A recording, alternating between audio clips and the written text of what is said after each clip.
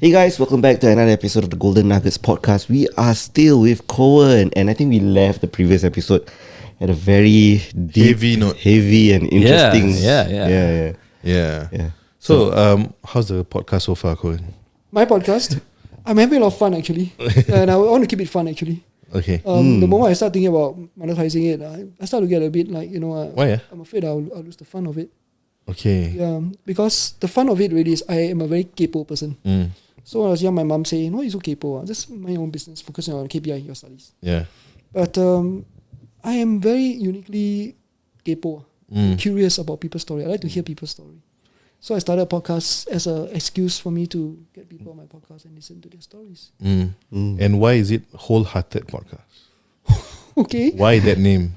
Because I Cliche was, question, huh? Cliche question, no, it's not. It's not. But Thanks for it's- asking the question. Thanks for asking a question. It allows me to explain more. Every time I explain it, I get clearer, right? So, as I say, I'm an emotional person, and I kind of felt like growing up as an emotional boy. I felt like a misfit. Like I'm not supposed to be so emotional. I'm supposed to be more logical. So I'm all heart. A lot of people say, Coen, you have all heart, right? Yeah. So, yeah, I'm an all heart person, but people often find me very intense. Like, Coen, you're very intense, leh. So for a long time, I struggled with that. Like I felt like intensity is a bad thing. Okay. Yeah, I said, can I be less intense? But I just can't help it. It's like when I'm excited, I'm really excited. Like when I'm sad, I'm sad. Right? So I struggled with that for a long time. I'm not intense. But I love listening to Brené Brown. Okay. I love her podcast, Daring Greatly. And one day I was just listening to a podcast randomly. I was just listening, and she's laughing very loud. It was belly laughter. She was laughing together with a guest, and then she's like, "Oh my god, I wholeheartedly agree with you." And the word just like, bing, it hit me like a truck. Like, wow, that's me, right? I'm wholehearted. I'm not intense. I'm wholehearted. Yeah.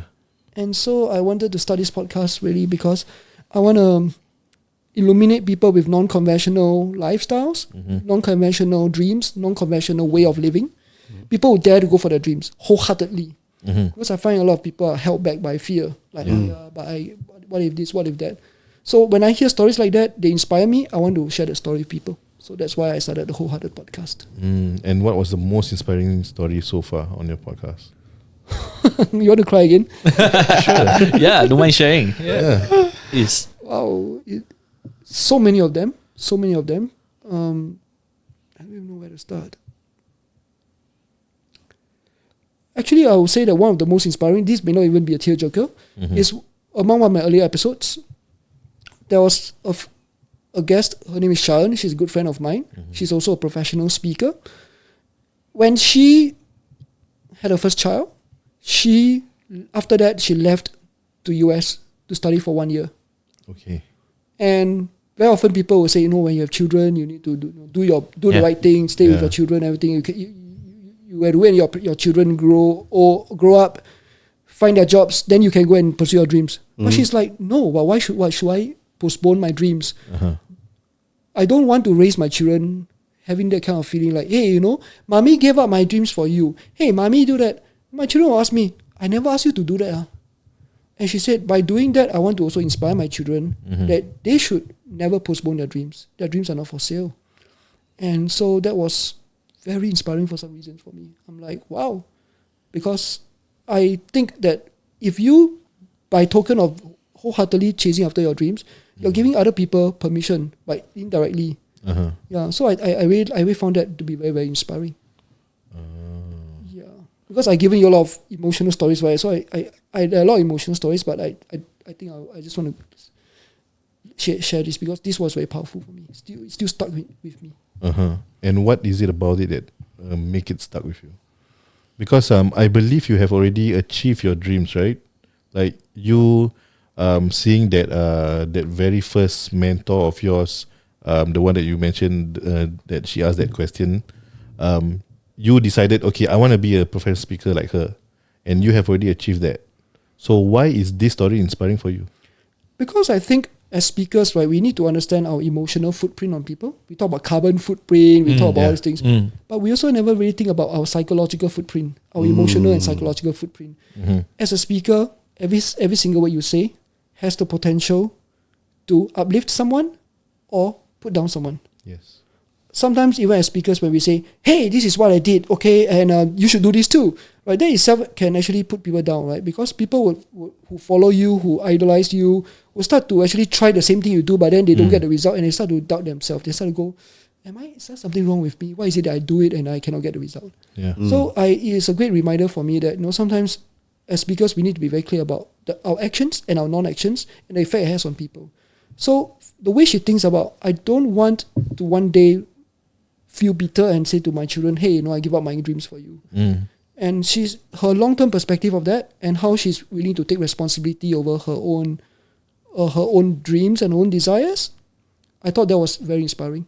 Yeah, that was the lesson I took away from that. Okay. Okay, basically this is a kind of a business podcast, but the reason why we always ask these kind of questions is because we want to get to know you more before we talk about business, or because nowadays people buy the founders more before buying the products or the service. We track back to business itself. You mentioned that you didn't want to monetize the podcast itself. Why is that an issue, aside from the fact that you feel that you will actually lose that genuinity perhaps? Okay, maybe I will say this. If I can monetize my podcast, great. Yay, I'll celebrate the moment when I can monetize my podcast. For me, it's not like a goal. It's not that I don't want to. It's like I steadfastly refuse to monetize my podcast. But it's just not a goal. Actually, even going further back, let me just rewind a bit. I procrastinated over starting a podcast for a long, long time. Okay. Very deep. Number one, I don't think I have a good voice. Okay. I still don't really think I have a good voice. But one day someone asked me, you're a professional speaker, you don't like your voice. But that's what people hear all the time. Yeah. Your wife married you, she hears it all the time. Hello? Yeah. I'm like, I have nothing to say to that, right? I'm like, okay, yeah, that's true. It's like, even whether I like my voice or don't like my voice, people are hearing all the time. I might as well learn to like my voice. So I actually invested in a voice coach who actually use my personality, my Enneagram personality, to help me to find my voice. So her name is Cynthia Chai, and she was also instrumental in helping me to own my voice. Okay. I found my voice, but she helped me to own it. The next thing is, I didn't want to start a podcast because I have a personal track record of being a very intellectually restless person. Okay. So I start a lot of projects, but then I will get distracted by other bright, shiny objects along the way. Yeah. And then I drop the ball. So I didn't want to start a podcast and after 5 or 10 episodes decided, this is not fun anymore, I stop it. So I don't want to reinforce my track record as somebody who start things but don't complete. So I held off starting a podcast for 3 years. Okay. Because I want to make sure that if I want to do this, I want to do this all the way. Yeah. I don't want to stop halfway. Because that will be a blow to my confidence. So when I finally started it, I just started it because, and I keep it going because it's an ongoing project for consistency. It is a vote to myself that, hey, I'm doing something. And I'm doing it for fun and I'm doing it consistently. So that's my goal for my podcast. Okay. But it's not to monetize. But if I can monetize, why not? I'm not setting that as a goal. So that is more of a passion project. It is, yeah. It's a mental health project too. Yeah, because previously you don't have that outlet. Right now you have the outlet, right? Yeah, I get to listen to people's story for a reason. And the other thing is also, I don't have to be the speaker all the time. Because as a speaker, I speak, right? People pay me to speak. They expect output from me. Yes. But as a podcast host, I just sit back and listen to people. Yeah. That's why just now earlier we say it's time for you to interview us. I don't mind. I really don't mind. Yeah, I'm fascinated by you, bro. Okay. Put that a bit later. Business challenges that you have for your speaking business itself. What have you faced in terms of the challenges, aside from the fact that at the earlier stages you don't have enough money? Was there any other challenges that you faced? And how do you eventually get your CSP? Okay, in our business, right, is feast and famine. There are months, right, that you just get very busy, you do very well, you make a lot of money, you get projects after projects. But when you are busy doing those projects, right, you are not actively marketing yourself sometimes. And then what happens is that you're going to go through drought. You're going to have a dry months, and then you have less projects and everything like that. Okay, So interesting. maintaining your consistency of your emotions, maintaining your emotional regulation during dry months is the biggest challenge. So a lot of people think, it's always, they only see the bright parts of speaking and training and being able to impact people's life, right? But during those dry months, you sometimes just feel you don't fancy it. You're also a human being, Yeah. So for me, I recently read a book that really hits the nail on the head. You are a professional speaker. When you are speaking, you do the best possible job you can to meet the client's needs and make the money you have so they can go back to be a normal person. Because we are very often seen as role models. We are speakers, we are trainers, we teach this, so therefore we must be master of this. I can be teaching something about emotional intelligence. I can go back and have absolutely no emotional intelligence and get into a fight with my wife. I'm a normal human being, right? I am a flawed, bleeped up human being, right? So I go back and I still have flaws, like we discussed earlier, right? So the thing is, how do you maintain your professionalism and do the best job you can, make the money you can, so you can go back to be a normal person? Don't be too invested in your own legend. Some speakers get a little too yaya papaya. They get a little too proud. They get, oh yeah, you think you're somebody and everything like that. With power comes greater responsibilities. It's like you have the power to inspire people, 500 people from a stage. The moment you get off that stage, right, you find yourself craving for that dopamine rush, that adrenaline rush. You try to find yourself craving for that things again. So you become an intensity junkie. Oh, okay. Yeah. You become an intensity junkie because at the moment in time, it's peak performance, right? You are in the moment in time, everything is intense. Yes. Focus on that moment. The more you go to a downtime, it becomes and then what do you do? Then you end up seeking all kinds of things. Some people seek gambling for the thrill again. Some people seek sex. Some people seek chocolates. I know it's a business podcast, but I'm talking about humanity, right? Yep, I mean, Yeah. some people get addicted. That's why addiction happen. You overeat, you overindulge in things, you get into marital affairs. This type of things happens. And we hear a lot of this happening on the circuit. As a speaker, you meet people all the time. You have an emotional connection with people. You touch their hearts. Temptations abound.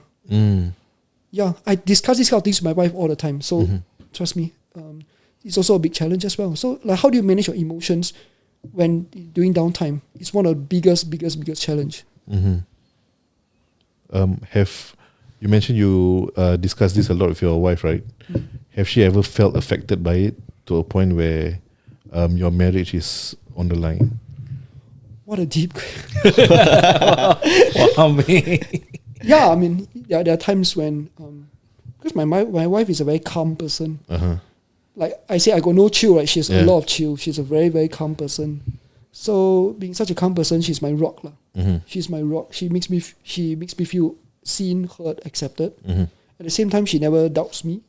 Like, sometimes when I go overseas for work, like China, everything like that, and then sometimes people will start to think, wow, China, your husband go China alone, it's like, you scared or not? That kind of thing like that. But my wife have a lot of trust in me. And so that to me is very, very important. So that makes me feel secure. But sometimes I take out my emotions on her. And that's the not so good part about me. And I'm calling myself out right now on your podcast. Like I sometimes lose control of my emotions because I'm holding so much in, especially sometimes when I'm being there present for my wife. So I think as coaches and as trainers and speakers, right, one of the things I need to learn is learning how to just let go. Because I tend to tap out the emotions of my students, my participants, my clients with me.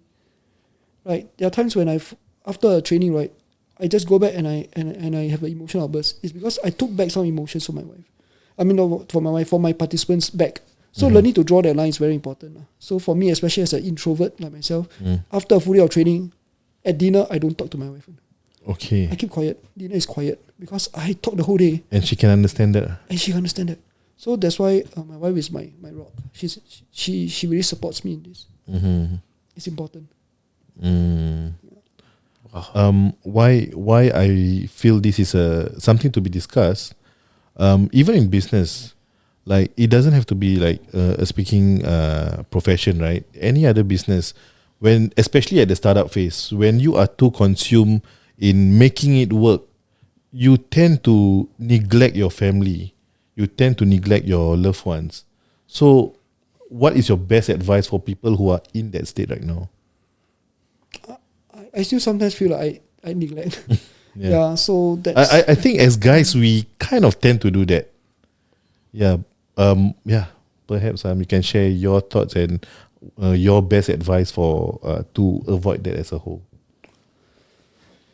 one thing I would say, right, is earlier on I complimented you off air that you're working on a full-time job right now, and you're doing this as a side hustle. I think that's a very, very logical and very, very sustainable, very stable way of building it.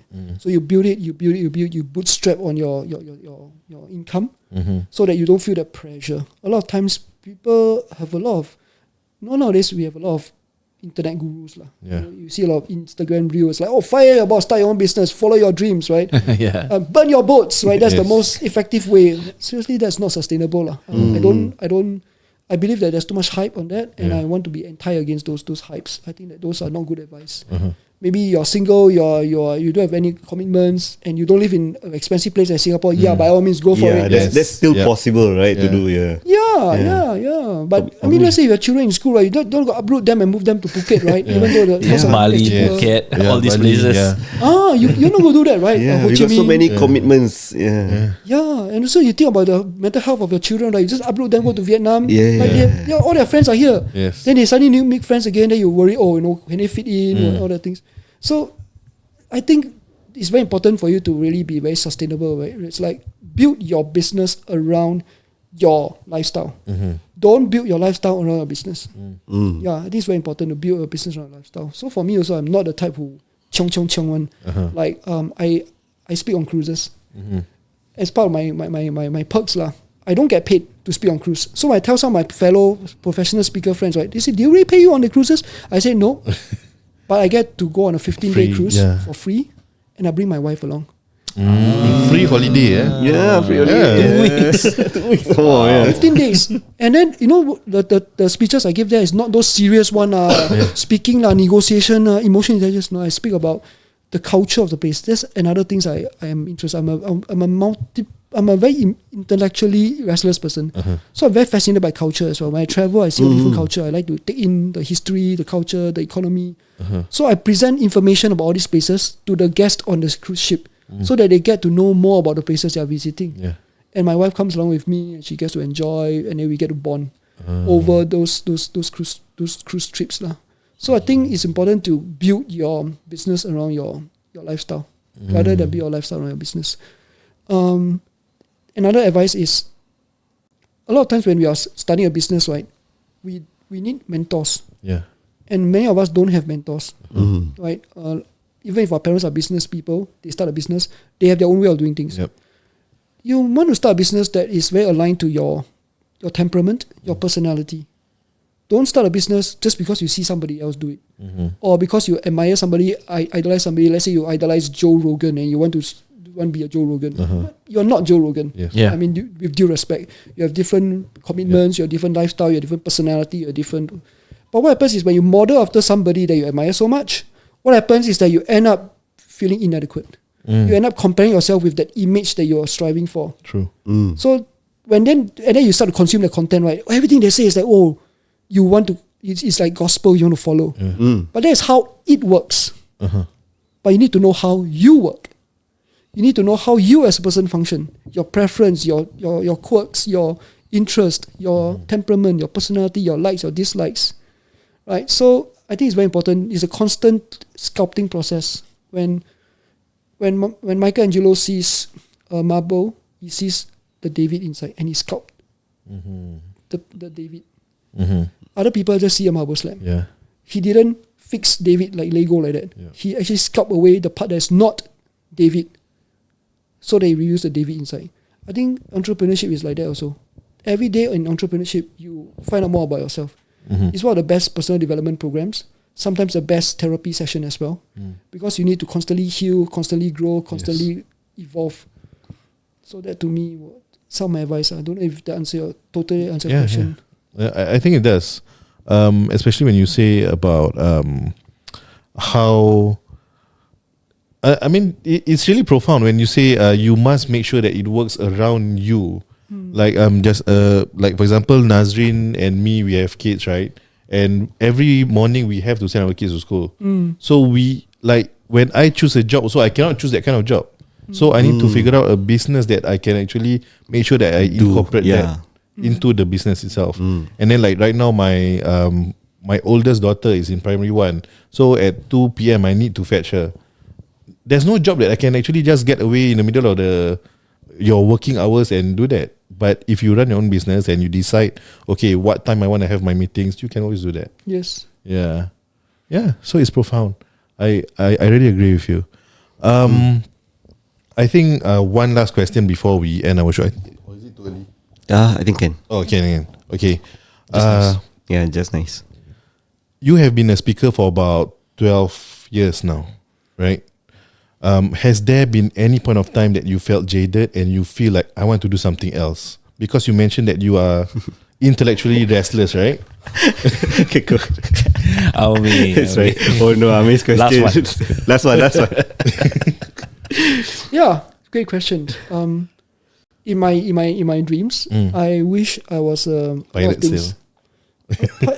No, I wish I'm aviation reviewer. Okay. I'll take different Reviewer. airlines and I'll review and say, this airline, what's good, what's not so good, what I like about this airline and everything. Because I've been doing all of that stuff as well. Okay. Yeah, on Facebook, sometimes I write about airlines that I think.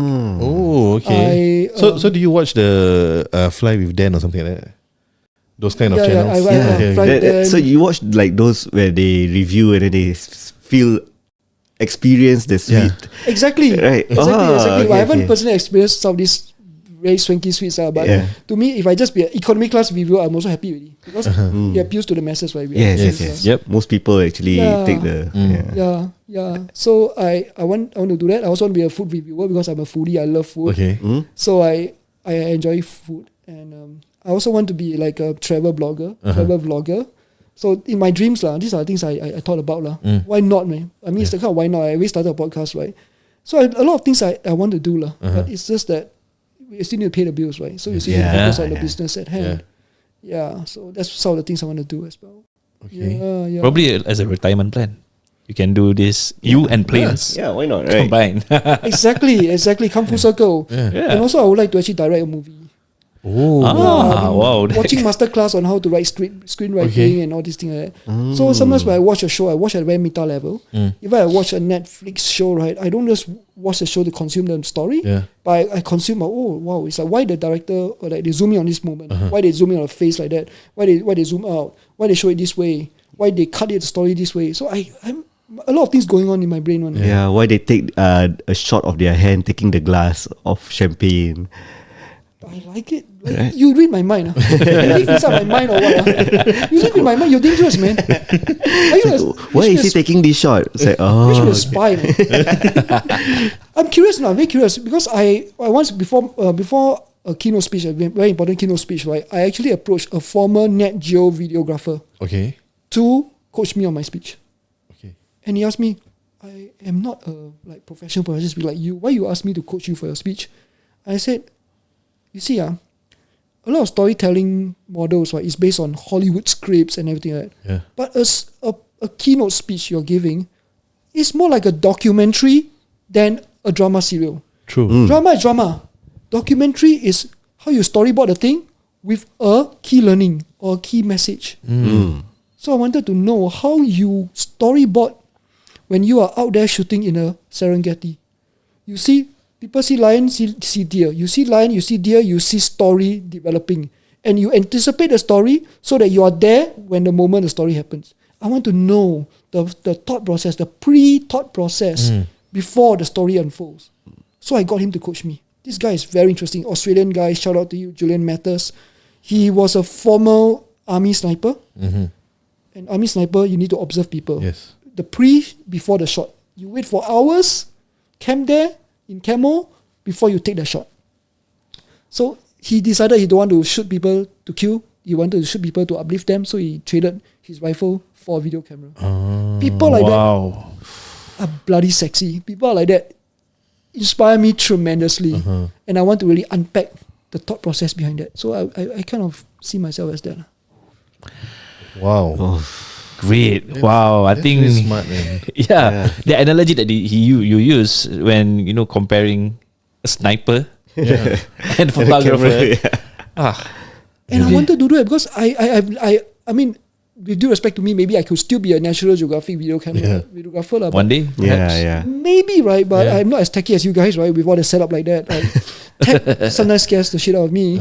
But the ideology behind that, so I kind of like live life vicariously by talking to people like that. And so I kind of like want to bring stories like that to life. And that's actually maybe the next phase of my career as a speaker as well as my career as a podcaster. Awesome. What would be the one defining thing that you have to do or you feel like you need to do before you tell yourself that, okay, I'm done with the speaking career. Yeah, I have achieved everything in this field. Yeah. What is that one thing? You're done with the speaking gig. What's Yeah. that one thing that you feel that you would have to achieve before you call it quits? I think I want to reach the place where I can speak because I want to, not because I need to. Mm-hmm. Yeah, but I haven't reached that level yet. You guys were sharing that you're still in a hustle mode in your business, right? Yeah. I am still in a hustle mode in my business. Like right after this, I'm going to meet a client, a potential client. I'm still having to do sales. Yeah. Right, 97% of this business is getting the gig. Okay. The speaking is the fun part. Yeah. The training, the speaking is the fun part. It's a stressful part, but it's also the fun part. It's a delivery, it's showtime, right? But it's the getting the gig that you need to hustle. And so I am still in the hustle mode, right? Like the competition is getting more and more. Like you see every other person on LinkedIn right now is an expert on something. Yeah. Right? So a lot of people are coming to become coaches, consultants, speakers, trainers. Yeah. So competition is even becoming more and more. So I would say that I'm still in the hustle mode. I haven't reached that level yet. So to answer the question, the moment I realized that I don't want to do speaking anymore, I don't think that day will ever happen. Okay. That day only happened when I know I don't have to do it, but I want to do it. So profound. Yes. Wow. Any other final question, guys? No, Has it? not from me. Not from me Although either. I love this episode. Yeah. I think Yes. it's inspiring for us as an individual, Yeah. and also, of course, for our listeners as well. Yes. Yeah. And I'm inspired too by all your questions, man. You guys, you made me feel very seen, heard, understood, and you asked me profound questions that you brought out things from me that I never ever thought of before. Thank you. Nice. Very- Where can people find you online? Or you can find me on my LinkedIn. I'm the most active on LinkedIn. Okay. Coen Or Tan. you can search him on ChatGPT, which I did just now. Yeah, tell our listeners. Yeah, just now I just prompt. Tell me more about Coen Tan. And then the first thing that pop up is your face. Yeah, they came out with your picture as well, bro. Oh my god. Yes. Really, really. ChatGPT, bro. Congratulations, because your profile has been optimized in the large language model. Yeah, in the LLM. Oh wow. So that's a good thing. Yeah. Wow, that's good for people to know. Yeah, because I almost get very scared about what you're going to tell me about myself, man. what does ChatGPT say about me? I haven't actually even found myself on ChatGPT yet because I'm quite self-conscious still, lah. Okay. But, yeah. Right. Right. Okay, I think let's wrap up. This podcast episode has been fruitful, it's been nice. And I hope you guys grasp as many nuggets as possible with the stories that Coen shared from part 1 to part 2, and Hanafi, being as predictable as he seems, managed to actually get the gist of this podcast. So if you wish to connect with Coen, please visit his LinkedIn. Yes. And we want to wish thank you so much for tuning into our Golden Nuggets podcast. Anything else, guys? No. With that, we'll see you on the next one. Bye-bye. Thank you, guys. See you. Tune in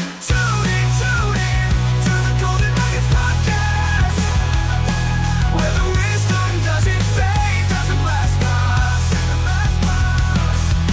Tune in, it's a power to the sunrise, for the climb ahead, the victories that last. Hey everyone, welcome back to another episode. This episode is brought to you by SellingDistrict 65. Yeah. Hey. Okay, guys. So just now we were talking about your pet shop, right? Yeah. So there's cat interaction and also cat grooming, And cat transport. Pet taxi. pet taxi. Also got sell Merch. Products are pet products. products. Yeah. Okay, so for cat grooming, right? What exactly is cat grooming? Yeah, and also is it important or not Yeah. for cat grooming? I'm someone who don't have cats, so I'm actually very curious also. Cat grooming mostly on their more like pampering your cat as well. Like Okay. imagine you going to the spa. Uh-huh. It's a same case to your cat. So they will trim. So got massage or They will do trimming. They will have like bubble bath. Yeah. oh okay. Maybe massage for a little bit like their neck. You know, this kind. Oh, there is Yeah. There is. Depends Wow. on their There is. shampoo. But they probably get ear massages though, because when we Oh, cut ear the massage, ear, yeah. massage the ears first, and then orang pun macam steam sikit lah. Yeah. Whenever I look at my cats when I do that, then the eyes like roll back. I think this one common steam. More on cleanliness lah. Yeah, Okay. so keep them clean, free from parasites on their fur, free Okay. from mites and all that. Keep their Will there be clean. customers who never like wash or bathe their cat and then just bring to you guys? Of course. Oh really? Yeah, with matted fur and stuff like that. No, not until like that. No, mine is well taken not, care. There are instances where people send their cat and then, my cat matted. Well, it's so matted until the skin got blood and all that. Eh. And it pulls on your fur and all. Really? Painful. Actually, It's matted fur is painful. painful for the cat. Yeah, but unfortunately, these animals, they can't talk. But that one is like those long fur. Yeah, long Right. fur. Correct. And then they don't know after shave, or sometimes long fur very healthy. Shave, alamak, all kutu. Oh wow. Yeah, can be also. Then will that like affect your other cats? That's why hence the sanitization. Yeah, and then disinfecting okay, process. the thing is the cat grooming area and interaction area are separated. Okay. It's not at the exact same space lah. Yeah. Okay, so 2 different doors also lah, I We have believe. 3 different doors actually. Yeah, so for Every human that comes in, every item that 4 different comes doors. in, every human, every item that comes in, customers, clients, we will fog you down. Oh, Yeah, okay. literally So fogged. we will get fogged. Yeah, you will get fogged. Okay, wow. With a G, eh? Yeah. Okay. We understand that your grand opening will be on the 15th of February, right? Yes. That's right. So that means all your guests that you invite all will get fogged. But our cats, we will. Our cats are not gonna be out on that day. We Oh, will keep okay. them because there's too many people. We Yeah. do not Causes want to stress. cause stress Yeah. to the cats, to the kittens as well. You see. At the end, the priority is the cats lah. Yeah, understand. And will we be able to See only, no touching. Okay, so we'll be able to see lah. Yeah, Wah, mate, for kena now. warn already. So like fish tank already lah. Yes. How you know about We will fish tank? introduce them one by one. Then you guys will see their kind of breed, the Okay. name. Oh, Your personality. I see. Are people allowed to like buy? No. No. Adopt, don't shop. It's a You nice. can buy merch, no, from us. You cannot buy our cats. Not allowed. Okay, not allowed. What kind of merch do you have? Engraving. So we custom engrave. You can even print photos.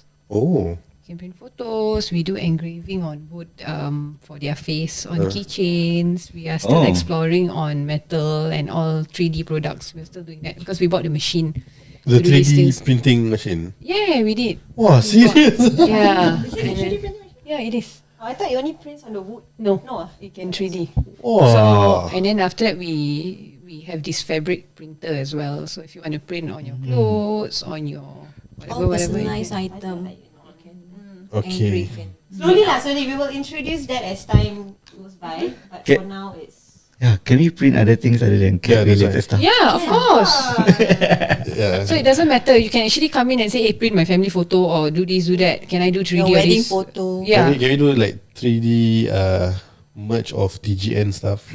Why not? Yeah, why not? Yeah. Golden Why nuggets. not? We'll do the TikTok live shop soon. Oh. So wait for it. Okay.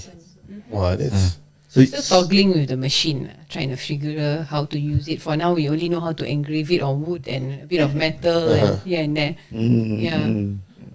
it seems like the capital to start this is quite high. Money wise, need to speak to the bigger boss. We got a sleeping but not sleeping investor. Okay, I understand. But yeah, I think it's. Okay. I think it's a quite a huge investment that you guys have made. But I think in remembrance of his late wife, I think anything is possible. Yeah, of course, of course. And with the profits, we also want to give back to the community. If this is something that people want to know, the profits are actually to give back to the community. Actually, we don't really, we don't really want to share much about this. Later, people say, "Oh, I must." You want to give back, but actually, we want to give back to the cat feeders out there because we are aware that a lot of cat feeders are low income. Yeah, A lot. Yes, a lot of I cat know. feeders are very low income. So I have met one personally. He only earns $800 a month as a cleaner. Okay. But every single day and night, you see him walking around. He will come and say, "Yesterday I just kena 3,000. The cat got bitten by a dog." You know, and then he has to OT, and he's like a 70-plus-year-old man. And how many cats is he feeding? Community cats are. Yeah, usually there's like a certain kind of Yeah, number. he gave us a number was 50 plus. 50 plus. Can you guys imagine? $800 and then you're feeding 50 other There's a cats. whole neighborhood, you see. Yeah. And Wow. and place is big. So you walk But- around till night. But the surgery, he paid for the surgery. Yeah, he paid, and then he will Wow, come serious around ah? and say he will show the bill, and then he will say if you want to Contribute. $10-$20 can, but he does get support from the neighborhood community, because yeah. they are aware that he's always around feeding them. So when we do this also, we want to give back. Okay. Yeah, we want to give back. Hopefully, in terms of food, in terms of medical and all that, Yeah. all the shelters and all, because we are aware that they need help and Yeah. we want to help. Okay. Real estate related question. Yep. That's why you mentioned your space 3 doors. 4 doors. No, I mean it is one dorm, but it's like four sections. Four doors become like car already, you know. I know. How big is the space? 900 square feet. 900 square feet thereabouts. It's a shop house. 900 square feet. That's big. 3-room flat. Yeah, that's why. Wow. How much is the rental? Expensive. ah. They don't want to share, It is this one on a is high 4-digit. Oh, Yeah. okay. Chat area. Okay lah. I think that's about the price of the area. Yeah, usually around the area. Based on my previous experience. My Very prominent area though. Yes. A lot of Yeah, in between the halal and the non-halal zone. Okay, is it towards I12 Katong In or between I12 and Jushat complex. so smack in the middle lah? You know what's at the top chicken rice? Yes, it's just near there, right? Further down, yes. So before Lagu Sari lah. Before. Yes, That open definitely. space car park. Yeah. In between Oh. Coffee Man Roasters. Oh, Previously, Fat Boys. Is it Fat Boy? I am not sure where Fat Boys is, but then it is in between Jushat Complex and I12 here. Jushat Complex. It's just before Kun Seng. No idea, but it's just Sing beside the kapan lagi? seafood. It's just a whole stretch of Jushat Road. Yeah. Yes, House of Seafood there. Right next to Yeah. Yes. their neighbours. Okay. Wow, not bad. Actually, that place also quite convenient lah. It is. And a lot of cafes and pop-ups. You know the Louis Vuitton with Murakami, that pop-up is it? Yeah. Yeah, we are on that street. That's right. Along the stretch lah, actually. Oh, wow, not bad lah. Can lah, we will. Chow will come, right? Okay. Yeah. yes. I will be there. Inshallah. Yeah, but I just cannot confirm the timing. But I want you guys to share with the audience your launch date and the timing. And perhaps the social media handle for that shop. If Yeah. there is. Yeah, and if they want to support the cause and that kind of stuff, where do they find you and when is the launch date? Oh, okay. Follow Sarah Pet Manor on TikTok and on Instagram. Spell sikit. AISPETMANOR. Hi Sarah. Oh, sorry. AISSARAHPETMANOR. That's the social media handle. Locations at 5 Jushat Place. If you want to support our cause to give back to the community for the cat feeders and the cats and dogs, all kinds of animals, please do send your pets for grooming. Come to the interaction, hang out. Yeah. Uh, And watch their life when they finally go live to support and our merchandise and all that also. Custom your own things. And finally, for real estate related matters, please contact 8761-6867. Buy house? Buy house, sell house also help with Hey, you are right. Buy house, sell house also help us because our money give back when we go JB, when we go to Malaysia, Indonesia, we use quite a huge portion of our money to give back to the animals. So for now, you're using your own money. Yeah. Wow. Support guys. Really okay? passionate, yeah. Yeah. See you guys in the next one. Bye.